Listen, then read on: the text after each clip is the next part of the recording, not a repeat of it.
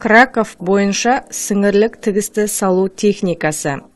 Краков бойынша сіңірлік тігісті салуға көрсеткіш: ірі сіңірлердің зақымдалуы және жыртылуы. Қолданылатын хирургиялық құралдар: скальпель, хирургиялық пинцеттер, қайшылар, қан тоқтатқыштар, ине ұстағыш, инелер, тігіс материалдары. Ине мен жіпті бекіту техникасы.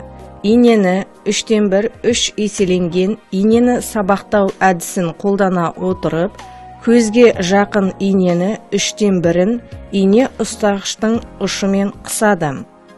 Ұзындығы 14 см болатын жіпті хирургиялық иненің жоғарғы жағынан кигізеді. Тігістің тұрақтылығына қол жеткізілетін көлденең дұрыс өзара бағдарланған блоктаушы ілмектер тігістің негізін құрайды. Тігіс жыртылу шетінен 5-7 мм қашықтықта бойлық енгізуден басталады және шартты түрде сіңірді 3/1 және 3/2-ге бөледі. Иненің шығу орнынан 2-3 мм қашықтықта келесі енгізу жоғарыдан төменге қарай тамырдың ұзындығы мен диаметріне перпендикулярлы түрде жүзеге асырылады. Жараның шеттерінен аралықты мұқият қадағалап, инені шығарамыз. Біртіндеп қажетті ұзындыққа тартамыз. Тігістің элементтері сіңірдің еніне тең жағында 4 бұрышқа жақын пішінді болу керек.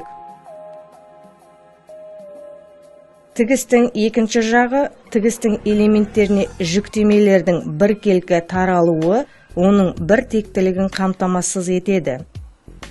Пайда болған ілмекке ине мен жіп өткізіледі, ілмек тартылады және бұғатталады.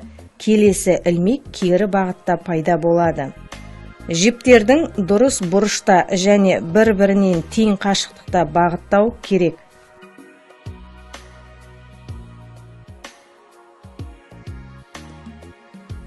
Пайда болған ілмекке ине мен жіп өткізіледі. Ілмек тартылады және бұғатталады. Келесі ілмек кері бағытта пайда болады. Жіптерді дұрыс бұрышқа және бір-бірінен тең қашықтыққа бағыттауға тырысу өте маңызды. Лигатураны дұрыс кесіп, қайшының ұшын басқара отырып, культяны шамамен 1/0 см қалдырамыз.